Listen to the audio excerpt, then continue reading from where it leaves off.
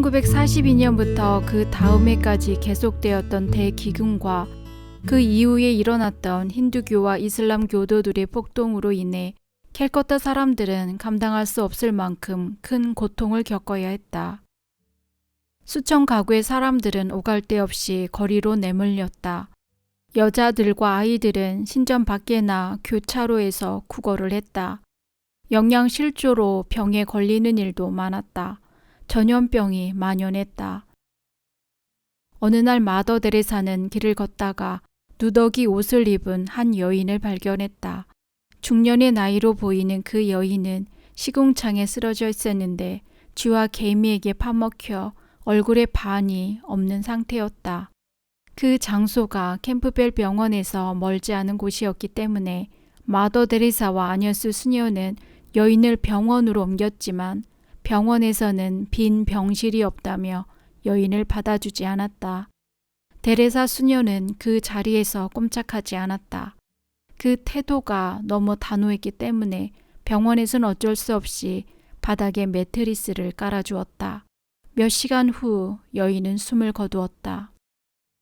데레사가 죽어가는 사람들을 위한 장소를 만들어 그들을 보살펴야겠다고 마음먹은 것은 바로 그때였다. 가난한 사람들도 고귀하게 죽어갈 수 있는 장소가 필요하다는 것이 그녀의 확고한 믿음이었다.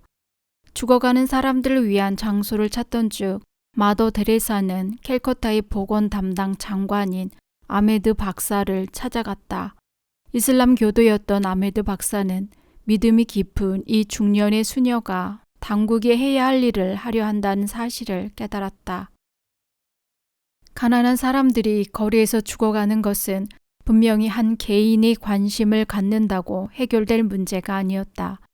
그래서 아메드 박사는 마더 데레사에게 사용하지 않는 숙소 하나를 보여주었다. 그 숙소는 힌두교인 후원자가 하룻밤을 묵어가는 순례자들을 위해 지은 것으로 캘커타에서 가장 유명한 신전 옆에 있었다. 마더 데레사가 그곳에 니르말 흐르다이라는 안내판을 세운 지 얼마 안 되어 소란이 일어났다. 가톨릭 공동체가 신전 경내로 들어오는 것을 정통 힌두교들이 모욕으로 생각했기 때문이다. 마더 데레사가 힌두교인들을 개종시키려 한다는 소문이 퍼졌다. 수녀들이 죽은 사람들의 장례식을 가톨릭 의식에 따라 치른다고 말하는 사람들도 있었다. 사람들은 이런 불만을 시 당국과 경찰에 알렸다. 아메드 박사와 캘커타 경찰청장이 자신들의 눈으로 확인하기 위해 칼리가트를 찾았다. 니르말 흐르다이에 들어선 두 사람은 마더 데레사가 얼굴살이 반쯤 벌어져 있는 사람 옆에서 웅크리고 앉아있는 모습을 보았다. 마더 데레사는 핀셋으로 그 사람이 벌어져 있는 얼굴에서 구더기를 집어내고 있었다. 코를 쥐게 만드는 악취가 진동했다. 마더 데레사는 환자에게 이렇게 말했다. 당신의 종교로 기도를 하세요. 그리고 나는 내가 알고 있는 종교로 기도할 겁니다. 우리가 함께 기도한다면 그 기도는 주님을 위한 아름다운 기도가 될 거예요. 마더 데레사는 아메드 박사와 경찰청장에게 그곳에서 하는 일을 보여주겠다고 말했다. 경찰청장은 두 눈에 눈물을 글썽이며 대답했다. 그럴 필요 없습니다. 그리고 밖에 있는 사람들을 돌아보며 말했다. 이 여인을 쫓아낼 수는 있습니다. 하지만 그러기 전에 당신들이 어머니와 누이들을 이곳으로 데려와서 이 여인이 하는 일을 대신하게 하십시오. 이 여인은 성인입니다. 하지만 불만은 누그러지지 않았다. 사람들이 빈번하게 칼리카트 입구로 몰려와 소란을 피웠다. 그러던 어느 날 우연히 벌어진 한 사건으로 반대는 사라졌다. 칼리 사원의 승려 하나가 피를 토하기 시작했다. 30도 채 안 된 젊은 승려였다. 그는 결핵 말기라는 진단을 받고 이 병원 저 병원을 전전했지만 받아주는 병원이 없었다. 몸과 마음이 병들 대로 병든 그가 마지막으로 찾은 곳은 니르말 흐르다이였다. 그곳에서 마더 데레사는 직접 그를 간호해 주었다. 젊은 승려의 분노와 절망은 시간이 지나면서 평온함으로 바뀌었고 평안하게 눈을 감았다. 사원의 승려들은 수녀들이 자신의 동료를 헌신적으로 보살피는 모습을 지켜보았다. 그리고 가톨릭이 아닌 그들의 종교 의식에 따라 장례를 치러주는 것도 두 눈으로 확인했다. 캘커타 사람들은 곧 세 가지 진실을 깨달았다. 첫째는 사랑의 선교회가 정말 필요한 일을 하고 있다는 것이었다. 캘커타에는 다양한 사회와 종교단체, 교파가 있어서 가난하고 고통받는 사람들을 도왔지만 죽을 곳이 없는 사람들을 받아주는 장소는 없었다. 니르말 흐르다이에 있는 사람들은 수녀와 의사들로부터 의학적인 치료만 받은 것이 아니라 낯선 사람인 그들에게서 사랑도 받았다. 둘째는 니르말 흐르다이에서 사람이 죽으면 그의 종교에 따라 장례 의식을 치러준다는 사실이었다. 셋째는 사람들이 점차로 알게 된 사실인데 수녀들이 비록 좀 나은 음식을 먹고 깨끗한 옷을 입고 있긴 해도 니르말 흐르다이 문을 통해 들어오는 사람들과 똑같이 가난하다는 사실이었다. 그녀에게 왜 캘커타에 직접 대형 병원을 세우지 않느냐고 물어보는 사람들도 있었다. 이에 대해서 마더 데레사의 사명이 정부나 지역 단체가 도와줄 수 없는 가난한 사람들을 돌보아 주는 것이었음을 짚고 넘어가야 한다. 이것은 일을 처음 시작했을 때부터 나중까지 조금의 변함도 없었다. 마더 데레사의 활동은 언제나 거리와 빈민가에서 이루어졌다. 그녀가 설립한 시설들은 이러한 활동의 일부분일 뿐이었다. 마더 데레사의 모든 노력은 중산층이나 부유한 사람들이 아닌 가난한 사람들 중에서도 가장 가난한 사람들을 위한 것이었다. 그들은 더 이상 살 수 없는 사람들을 어떻게 준비시키는 것일까? 수녀 하나가 대답했다. 우리는 그들이 신에게 가까이 가고 있다고 말해줘요. 사람들은 모두 신에게서 났어요. 그리고 모든 사람들의 안에는 신이 살고 계십니다. 나에게 있어 신은 예수님이고 힌두 교도들에게 신은 시바나 비슈누 혹은 브라흐마입니다. 이슬람 교도들에게는 알라고요. 나는 죽어가는 사람이 있으면 수녀나 수사 혹은 자원봉사자에게 그 죽어가는 사람 옆에 앉아 그의 손을 잡고 그가 지은 죄에 대해 용서를 구하거나 주님에 대한 믿음과 사랑을 표현할 수 있게 해달라고 부탁합니다. 죽음을 앞둔 사람들의 귀에 대고 이런 말을 속삭이면 그들의 뺨을 타고 눈물이 흐를 때도 있어요. 마더 데레사는 말한다. 어느 날 시궁창에 쓰러져 있는 남자를 데려왔어요. 그의 몸은 상처투성이었고 그 상처에서는 구더기가 기어나오고 있었어요. 나는 구더기들을 하나씩 집어냈어요. 그리고 그의 몸을 깨끗이 씻긴 다음 상처를 치료해 주었습니다. 하지만 죽음이 멀지 않았다는 것을 알았어요. 처음부터 끝까지 남자의 두 눈에는 전혀 두려움이 없었어요. 불평도 전혀 하지 않았어요. 내가 안아주자 그는 미소를 지으며 내게 말했습니다. 저는 평생을 거리에서 짐승처럼 살았습니다. 하지만 이제 사랑받고 보호받으면서 천사처럼 죽어갈 수 있어요.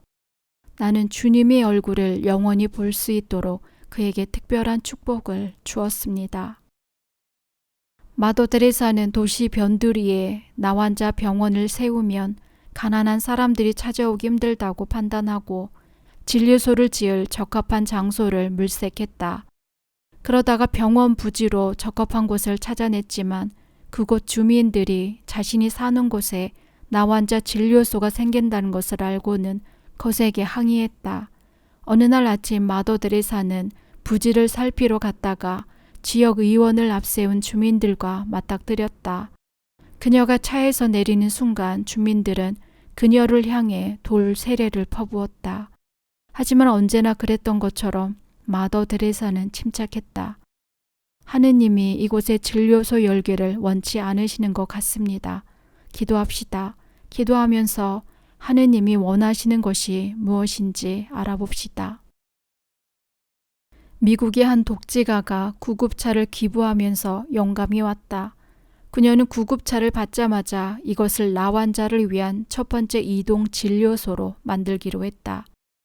가난한 사람들은 생계를 해결하는 근거지를 떠나기가 어렵다는 것을 알고 마더 데레사는 자신이 그들에게 가기로 했다. 바로 그 시기에 벵골에서 나병과 피부병의 권위자로 이름이 날렸던 샘 박사가 오랫동안 근무하던 병원에서 정년 퇴임했다. 남은 생을 어떻게 보낼까 생각하던 샘 박사는 마더 데레사를 찾아와 보수 없이 돕고 싶다고 말했고 그녀는 기쁘게 그의 제안을 받아들였다. 1957년 9월 최초의 이동 진료소가 페리의 대주교의 축복 속에서 활동을 시작했다. 단 한 대의 차로 시작했던 이동 진료소는 오늘날 캘커타뿐 아니라 아시아와 아프리카에 있는 수십만 명의 환자들까지 치료하는 이동 진료소로 발전했다. 1903년 어느 더운 여름날 오후였는데 사람들이 마더 데레사 주위에 모여서 있는 대로 흥분하며 화를 내고 있었다. 그들은 쉴 새 없이 불만을 퍼부었다. 달의 맛이 얼마나 형편없는지 아세요? 수녀님은 분명 달 같은 것은 먹지 않겠죠. 누군가 이렇게 말하자 마더 데레사는 방금 그것을 점심으로 맛있게 먹었다고 대답했다. 다시는 그것을 먹지 마세요. 안 그러면 병에 걸릴 겁니다. 아까 그 남자가 퉁명스럽게 대꾸했다. 기숙사에서는 담배를 피우지 못하게 합니다. 또 다른 사람이 항의했다. 마더 데레사는 미소를 지으며 대답했다. 담배를 끊어보도록 하세요. 꼭 피워야 한다면 베란다로 나가서 피우세요. 세 번째 사람이 말했다. 내 손을 보세요. 손에서 피가 나고 있지만 수녀들은 아무런 치료도 해주지 않았다고요. 조금 있다가 의사에게 보이도록 하겠습니다. 마더 데레사가 대답하자 남자는 그런대로 만족한 듯 더는 말을 하지 않았다. 내 신발을 좀 보세요. 또 다른 사람이 항의했다. 재활센터에서 신발을 너무 형편없이 만드는 바람에 망가져 버렸어요. 가져가서 다른 것으로 바꾸어드리겠습니다. 사람들이 항의와 그녀의 대답은 20분 이상 계속되었고 그곳에 있던 사람들이 모두 하고 싶은 말을 다 했다. 드디어 소란이 잠잠해지고 마더 데레사가 그곳을 떠나려고 하자 사람들이 일어서더니 한 사람씩 다가와 그녀의 발을 만졌다. 데레사 수녀는 몇 번씩이나 그런 행동을 말리려고 했다. 그녀는 이런 행동을 권한 적이 없었다. 대신 언제나 자신이 먼저 두 손으로 합장하고 나마스테라는 인사말을 하려고 했다. 하지만 마더 데레사는 그 싸움에서 항상 지곤 했다. 인도에서 그러한 풍습은 윗사람에 대한 존경을 의미하며 사람들이 일상적으로 하는 행동이기 때문이다. 마더 데레사는 비아르주 경계에 있는 질병은 만연해 있지만 치료할 수 있는 방법이 부족했던 탄광 지역에서 나병 치료와 재활센터를 통해서 큰 혜택을 얻을 수 있다는 사실을 알게 되었다. 그녀는 서벵골 주지사를 설득해 1년에 1루피의 세금을 내는 조건으로 34에어커의 땅을 임대받았다. 설득 과정은 그리 힘들지 않았지만 정글이나 다름없는 땅을 나병 환자들이 정착할 곳으로 만들기 위해서는 자금이 필요했는데 당시에는 자금이 절대적으로 부족했다. 마더 데레사는 절대로 돈이 문제가 될 수 없다는 말을 자주 했다. 오직 기도만을 필요로 했다. 이 기도에 대한 응답은 교황 바오로 6세의 인도 방문으로 이루어졌다. 그때 교황 바오로 6세는 미국인들에게 받은 리무진을 타고 왔는데 그 차를 데레사 수녀에게 기증하기로 한 것이다. 하지만 그녀에겐 그런 고급 차는 필요가 없었다. 그녀는 차를 팔기로 하고 추첨식 판매법을 생각해냈다. 그런 방법으로 사람들의 관심을 모으면서 그냥 파는 것보다 더 많은 돈을 마련할 수 있었다. 내가 어떻게 그런 생각을 해냈는지 그녀에게 묻자 의미심장한 목소리로 이렇게 대답했다. 기도하는 법을 배우면 그런 아이디어를 낼 수 있게 될 거예요. 아이들이 길가나 문 앞 그리고 병원이나 진료소에 버려지지 않았다면 마더 데레사가 시수 부하반을 열 필요도 없었을 것이다. 아이들 하나하나 이야기에는 모두 그 나름의 슬픔이 있었다. 마더 데레사를 비롯한 다른 수녀들은 아이들에게 사랑과 관심, 음식과 치료를 주기 위해 최선을 다했고 가능하다면 아이를 입양해 줄 부모를 찾아주려고 노력했다. 미숙아나 아픈 아이들에게는 지속적인 관심을 기울여야 하기 때문에 시슈 부하반은 대개 수녀원 가까이에 있다. 건물의 크기와 구조에 따라 아이들의 숫자는 20명에서 200명까지 다양하다. 나환자 센터에는 거의 예외 없이 시슈 부하반이 있어서 아이들을 태어나는 즉시 나병 환자인 부모로부터 격리시킨다. 나병 환자를 부모로 둔 아이들 대부분은 병이 없이 태어난다. 하지만 부모가 아이들에게 계속 뽀뽀를 하거나 아이를 낳으면 전염이 될 수도 있다. 부모들은 원할 땐 언제든지 아이를 보러 올 수 있지만 처음 얼마간은 너무 가까이 있지 못하도록 한다. 한 번은 어떤 부부가 갓 태어난 아이를 나에게 데려왔어요. 그 부부는 아이를 그들 가운데 두고는 번갈아 가며 쳐다보았어요. 아이를 만지려 하다가도 아이에게 뽀뽀를 하고 싶어 하다가도 이내 그만두곤 했지요. 그 부모의 깊은 사랑을 절대 잊을 수가 없어요. 마더 데레사는 이렇게 말했다. 나는 아이를 거절한 적이 한 번도 없습니다. 단 한 번도요. 어떤 아이라도 말입니다. 모든 아이들은 소중합니다. 아이들은 누구나 주님의 선물입니다. 마더 데레사는 캘커타의 첫 번째 시슈 부하반을 열고 나서 모든 병원과 조산원에 편지를 보내 버려진 아이가 있으면 설사 육체적, 정신적 장애가 있는 아이거나 미숙아라도 사랑의 선교회로 연락을 해달라고 부탁했다. 마더 데레사는 이렇게 말했다. 낳아준 어머니와 똑같은 사랑을 내가 아이에게 주지는 못할 겁니다. 하지만 아이들은 하느님의 선물입니다. 인도에 있는 많은 가정, 특히 힌두교를 믿는 가정들이 매일 이곳으로 와서 우리 아이들을 입양해가는 기적이 일어나지요. 수백 명의 아이들이 그처럼 사랑이 넘치는 가정으로 입양되었습니다. 낙태를 반대하는 마더 데레사의 태도는 완강했다.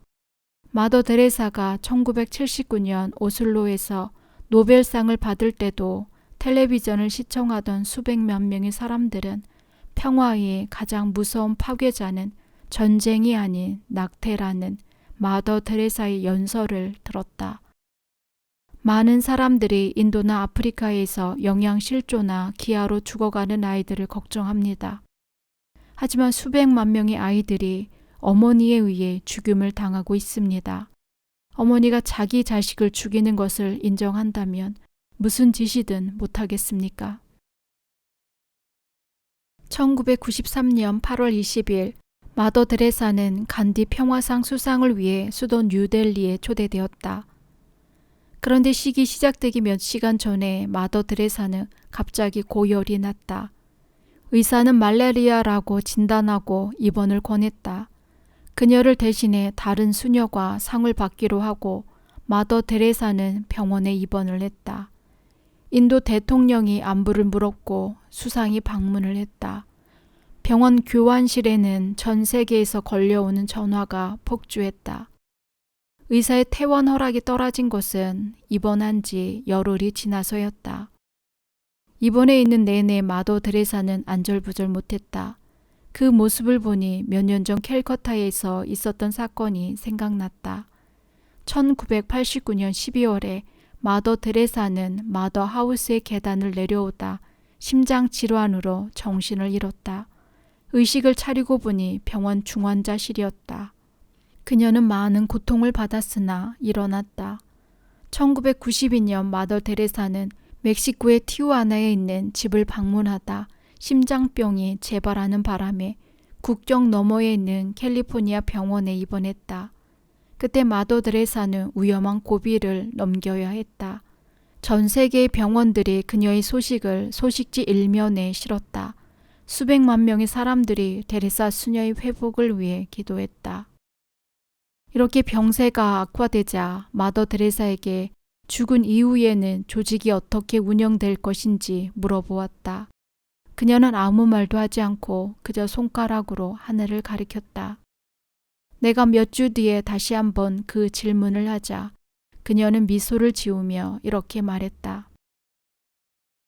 내가 죽고 나면 알게 되겠지요. 하느님은 나를 찾아내신 것처럼 누군가 다른 사람을 찾아내실 겁니다. 그것은 하느님의 이름으로 하느님이 준비하실 겁니다. 마더 데레사는 63세 되던 1973년 처음 총장 사위를 표명했고 1979년에 한 번 더 사위를 표명했다. 그러나 두 번 모두 받아들여지지 않았다. 1989년에 병이 악화되면서 데레사 수녀는 바티칸에 편지를 보냈다. 그러나 이때도 그녀의 사위는 받아들여지지 않았다. 마더 데레사는 이렇게 말했다. 나는 자유로워지고 싶었습니다. 하지만 하느님은 그분만의 계획을 가지고 계셨어요. 이것은 나의 일이 아닌 하느님의 일입니다. 우리가 하느님과 가난한 자들에게 헌신하는 한 우리의 일은 번성할 겁니다. 나는 중요하지 않습니다. 그녀가 세상을 떠나던 해인 1997년 3월 마더 데레사는 총장에서 물러나고 니르말다 조시 수녀가 후계자로 선출되었다. 그녀는 무척 기뻐하였다. 마더 데레사는 자신이 하느님이 손에 쥐어진 연필에 지나지 않으며 불완전한 존재일 뿐이라고 늘 말했다. 내 안에 살고 있는 것은 내가 아니라 그리스도입니다. 라는 말을 데레사 수녀는 즐겨하였다. 바로 그렇기 때문에 마더 데레사는 그처럼 완전하게 겸손했고 거지와 왕을 똑같이 대할 수 있었다. 그럼에도 불구하고 그녀는 모든 활동을 하나로 묶는 영감과 같은 존재였다. 다른 대륙에 있는 수녀들도 마더 데레사가 옆방에서 언제라도 자신이 있는 곳으로 걸어 들어올 것처럼 수녀님 여기요, 수녀님 여기요 하며 끊임없이 얘기할 정도였다. 그러한 지도력과 권위 때문에 새로운 사람들이 끊임없이 들어오고 이미 있던 사람들은 하나가 되었으며 오랜 세월이 지나도 떠나는 사람이 거의 없었다. 마더 데레사는 그 활동으로 세계에서 가장 유명한 사람이 되었으며 가장 상을 많이 받은 사람이 되었다. 마더 데레사에게 상을 준 나라와 단체의 수가 너무 많아 수녀들이 그 목록을 작성하는 것을 포기했을 정도다. 모든 상을 자신이 섬기는 가난한 사람들의 이름으로 받은 마더 데레사는 시상이 끝나는 순간 상에 대해서는 까맣게 잊어버리고 진짜 일로 돌아가고 싶어 했다. 말을 하지는 않았지만 부상으로 돈을 받게 되면 마더 데레사의 눈이 빛이 났다. 열어야 할 학교와 보강해야 할 급식 프로그램과 필요한 의약품이 언제나 기다리고 있었기 때문이다. 언젠간 뉴델리에서 열린 시상식에 데레사 수녀와 동행한 적이 있다. 상을 받게 된 트로피는 남자 2명이 옮겨야 할 정도로 무거웠다. 시기 중간쯤 진행되었을 때 마더 데레사는 캘커타로 돌아가는 비행기 시간 때문에 그곳을 떠나야 했다. 공항으로 가면서 그녀는 그 트로피를 받아다가 수도원으로 보내달라고 내게 부탁했다. 마더 하우스의 응접실에 그처럼 큰 은도금 트로피를 놓는 것이 어색해 보일 것 같아서 그 트로피를 어디에 놓을 생각이냐고 물어보았다. 마더 데레사는 내 질문에 깜짝 놀라며 큰 소리로 말했다. 팔아야지요. 우리 아픈 사람들에게 줄 약을 살 수 있을 거예요. 주최 측 사람들도 분명 이해해 줄 겁니다. 마더 데레사에게 처음 상을 준 나라는 그녀가 선택한 조국 인도였다. 데레사 수녀는 1962년 파드마 슈리상을 받았다.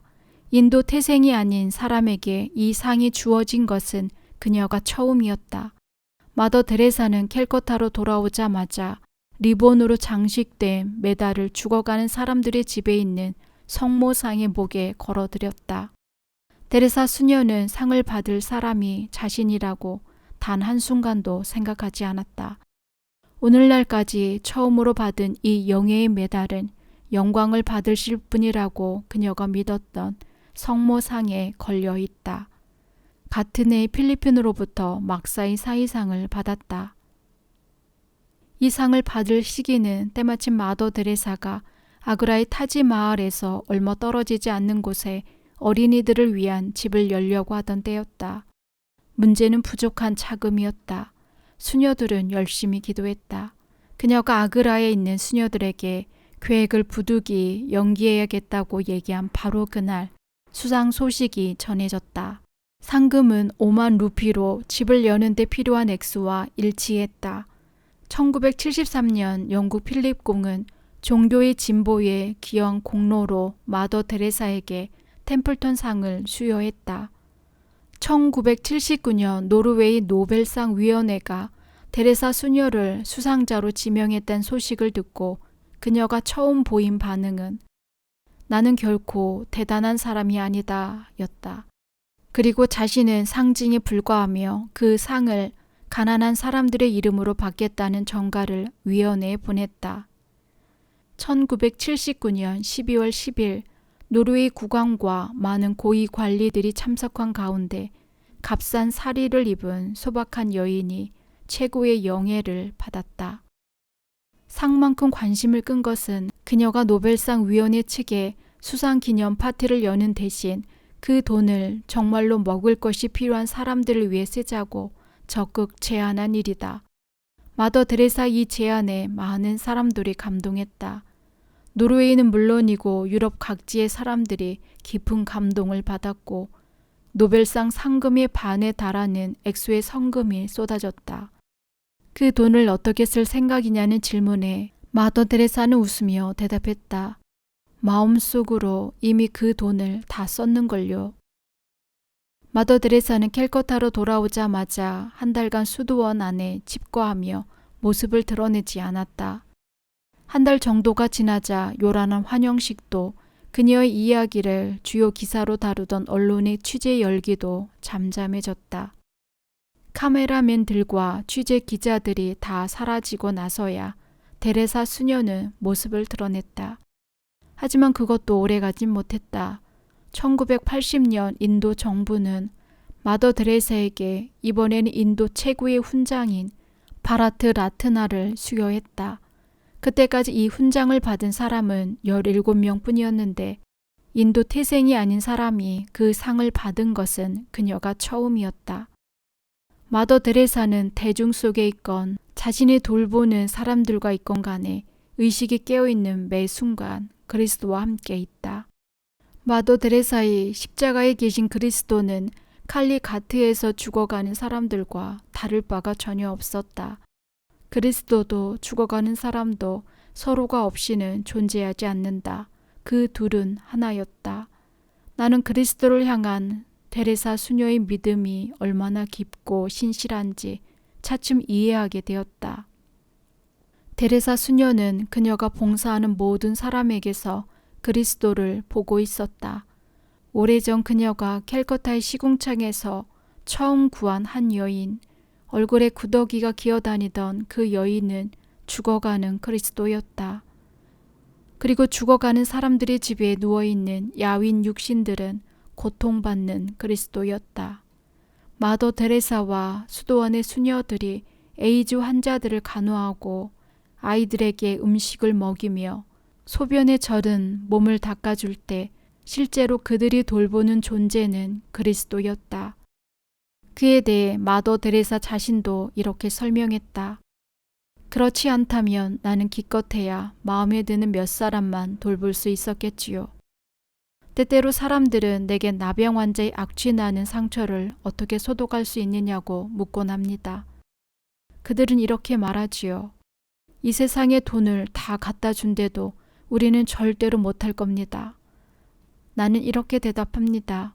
우리도 역시 못할 겁니다. 주님에 대한 사랑이 있으므로 할 수 있는 것이지요. 자매 한 사람이 사랑의 선교의 수녀가 되기 위해 왔어요. 사랑의 선교회에서는 규칙이 하나 있는데 새로 들어온 사람들은 죽어가는 사람들의 집에 바로 그 다음 날 가야 한다는 겁니다. 그래서 나는 그 자매에게 말했어요. 자매님, 미사를 드리는 동안 신부님이 얼마나 깊은 사랑과 배려로 그리스도의 몸을 만지는지 보았습니다. 죽어가는 사람들이 집에 가서도 그와 똑같이 하세요. 왜냐하면 그곳에 있는 가난한 사람도 바로 예수 그리스도니까요. 몇 시간 후에 새로운 그 자매는 활짝 미소를 지으며 나에게 왔습니다. 그런 미소를 나는 이전에 한 번도 본 적이 없었어요. 내가 물었어요. 무엇을 했나요? 그 자매는 이렇게 대답하더군요. 우리가 그곳에 갔을 때 사람들이 시궁창에 빠져있던 남자 하나를 데려왔어요. 그의 온몸은 오물과 상처와 구더기로 뒤덮여 있었습니다. 저는 그의 몸을 씻겨 주었지요. 그 시간 동안 저는 제가 그리스도의 몸을 만지고 있다는 것을 알 수 있었습니다. 마더 드레사는 누구나 자신의 이웃에게 손을 내밀어야 한다고 끊임없이 말했다. 그녀에게 자신의 이웃을 사랑하는 것은 주님을 사랑하는 것이었다. 자신의 이웃을 사랑하지 못하는 사람이라면 주님도 사랑할 수 없다. 마더 드레사에게 있어서 가장 중요한 것은 바로 이것이었다. 언젠가 마더 드레사는 나에게 이런 말을 했다. 모든 사랑의 선교회 회원들은 가난한 사람들 가운데서도 가장 가난한 사람들을 위해 일을 합니다. 하지만 그것은 우리가 선택한 일입니다. 우리는 주님께 완전히 의지합니다. 우리는 영광이나 돈을 위해 일하는 것이 아니라 하느님을 위해 일을 합니다.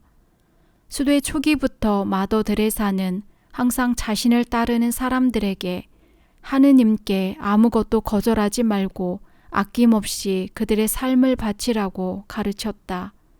마더 드레사는 18세의 수녀가 되어 87세로 세상을 떠나기까지 60년 동안 다른 사람들을 위한 산재물이 되었고 이에 따르는 모든 고통을 예수님께 봉헌했다. 수녀님은 분명 순교를 겪으셨습니다. 수녀님은 붐비는 기차를 타고 많은 곳을 다니셨는데 언제나 3등석만 타셨습니다. 지치고 배고프고 목마른 상태로 흙먼지 속에서 매일 빈민가를 걸어 다니셨습니다. 사생활도 없었고 수녀님의 방문은 언제나 열려 있었습니다. 가장 더운 여름에도 선풍기조차 없이 작은 방과 작은 성당, 좁고 딱딱한 철제 침대에서 지내셨습니다. 이뿐만 아니라 더욱 심한 것도 견디시면서 불평 한마디 하지 않으셨습니다. 수녀님은 다만 거의 매일 모두 예수님을 위해서라고 말씀하실 뿐 그 밖에는 아무 말도 하지 않으셨습니다. 그리고 특별한 시련을 겪으실 때면 우리에게 이렇게 가르쳐 주셨습니다. 아시겠지요? 이것은 더 큰 사랑을 실천할 기회입니다. 마더 드레사는 세상을 떠나기 전 최후의 순간에도 육체적, 정신적 고통에 계속 시달렸지만 주변 사람들은 그녀가 하느님을 만나는 순간을 준비하며 하느님이 계시는 집으로 돌아간다는 생각에 무척 기뻐하고 있음을 알아보았다. 한 수녀는 이렇게 기억했다. 마지막을 향해 가실 때 마더는 천국에 대해서 무척 많이 말씀하셨습니다. 마더는 모두를 사랑하셨고 애정이 넘치셨습니다. 또 무척 기뻐하셨고 빛이 났습니다. 또 사랑의 선교의 한 신부는 이렇게 회상했다. 죽음이 다가옴에 따라 마더가 하는 말에서 예수님과 하나가 되고 싶다는 간절한 목마름, 예수님이 계신 집으로 가고 싶다는 간절한 바람이 느껴졌습니다. 누군가 마더 드레사 우리를 떠나지 마세요. 마더 없이 우리는 살 수 없어요. 라고 외원하면 마더는 이렇게 대답할 뿐이었습니다. 걱정 말아요. 제가 천국에 가면 여러분을 위해 훨씬 더 많은 것을 해줄 수 있을 거예요. 1997년 9월 5일 저녁 8시 마더 데레사는 극심한 등의 통증을 호소했다. 곧 호흡곤란이 찾아와 그녀의 상태는 더욱 악화되었다. 본원의 수녀들은 무척 놀랐다. 의사와 사제가 불려왔다. 그때 예기치 않게 정전이 되어 본원 전체가 어둠에 휩싸였다. 수녀들은 응급 상황이 생길지도 모른다고 예상하고 자가 발전기를 미리 준비해 두었지만 두 선이 동시에 끊겨버렸다. 전에는 한 번도 없던 일이었다. 호흡기를 켤 수 없었기 때문에 즉각적이고 전문적인 의료 처치가 불가능했다. 저녁 9시 30분, 그녀의 나라 인도와 전 세계에 그토록 많은 빛을 가져다 주었던 마더 드레사는 지상에서의 목숨이 끊어졌다. 그러나 마더 드레사의 선교 사업은 지금도 계속되고 있다.